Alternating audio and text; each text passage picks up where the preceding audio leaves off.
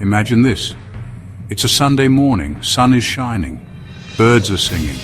Seems like a normal day, right? Not for everyone, because out there, lurking in the shadows, is a man they call the Sunday morning slasher. His name is Carl Eugene Watts, and he's about to turn someone's world upside down. Watts wasn't your typical criminal. He didn't rob banks or break into houses. He craved something far more sinister. He was driven by a dark obsession to control, hurt, and ultimately extinguish the lives of innocent women. His weapon of choice. Anything he could get his hands on.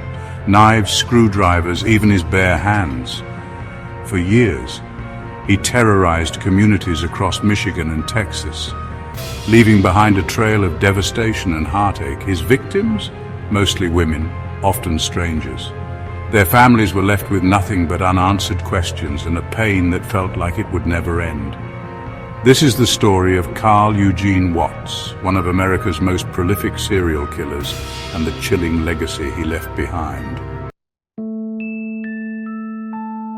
Carl Eugene Watts wasn't born a monster, though his early life was far from idyllic. Born in Texas in 1956, his childhood was marked by instability, neglect, and violence. His parents' relationship was tumultuous, and Watts witnessed domestic abuse firsthand. Some experts speculate that these early experiences, coupled with possible neurological factors, contributed to his later violent tendencies. There were signs, red flags that hinted at the darkness brewing within him. As a teenager, Watts began exhibiting disturbing behavior, including cruelty to animals and a fascination with fire. There were definitely warning signs early on, says Dr. Catherine Ramsland, a renowned forensic psychologist. These early experiences of violence and trauma can have a profound impact on a developing mind. Watts's descent into darkness wasn't sudden. It was a slow, insidious process fueled by a toxic mix of nature and nurture. His troubled beginnings, while not excusing his horrific crimes, provide a glimpse into the complex factors that can contribute to the making of a monster. Carl Watts's reign of terror began in Michigan in the late 1970s. He targeted women seemingly at random, often approaching them in broad daylight, luring them with a fabricated story or simply overpowering them with brute force. His methods were brutal, his attacks savage. He strangled, stabbed, and drowned his victims, leaving a trail of bodies scattered across 2 states. One of his earliest known victims was Glendale Brown, a young woman he attacked in a Detroit park.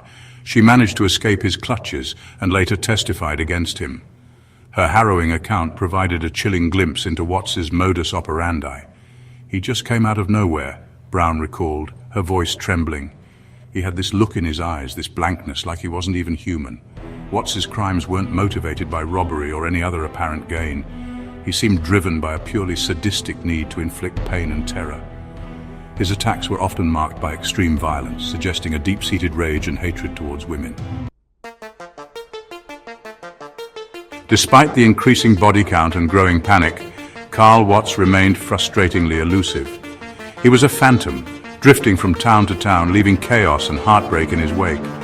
His lack of a consistent pattern, coupled with his ability to blend in, made him incredibly difficult to track. He was like a ghost, remarked Detective John Allen, one of the investigators on the case. He'd strike and then disappear, leaving very little evidence behind. Watts's nomadic lifestyle and his tendency to target strangers further complicated the investigation. He had no fixed address, no known associates, and left behind few clues that could link him to the crimes. The break in the case came in 1982 when Carl Watts made a fatal mistake. He targeted 2 women in a Houston apartment complex, but this time there was a survivor. Michelle Madej fought back with incredible courage and managed to escape his grasp. Madej's detailed description of her attacker and her unwavering testimony were crucial in finally putting a name and a face to the elusive killer. Her bravery provided the missing piece of the puzzle that investigators desperately needed. Based on Madej's testimony and a composite sketch, police were able to identify Carl Eugene Watts as their prime suspect. The net was closing in, and soon the elusive phantom would be brought to justice. The legal proceedings against Carl Eugene Watts were complex and controversial. Initially, he was only charged with the assault of Michelle Madej, for which he received a 60-year sentence. However, prosecutors knew that this was just the tip of the iceberg. In groundbreaking legal move, Texas authorities offered Watts a controversial plea deal. In exchange for his cooperation in clearing other cases, he would be spared the death penalty. Watts, perhaps sensing an opportunity to control the narrative one last time, agreed to confess to 10 murders in Texas. This plea deal, while controversial, provided a measure of closure for the families of his victims. They would finally hear him admit to his heinous crimes, even if it meant he wouldn't face the ultimate punishment for all of them. The true cost of Carl Eugene Watts's crimes extends far beyond the courtroom. The families of his victims were left to grapple with unimaginable loss and grief, their lives forever altered by his senseless acts of violence. It's a pain that never goes away, shared the sister of one of the victims.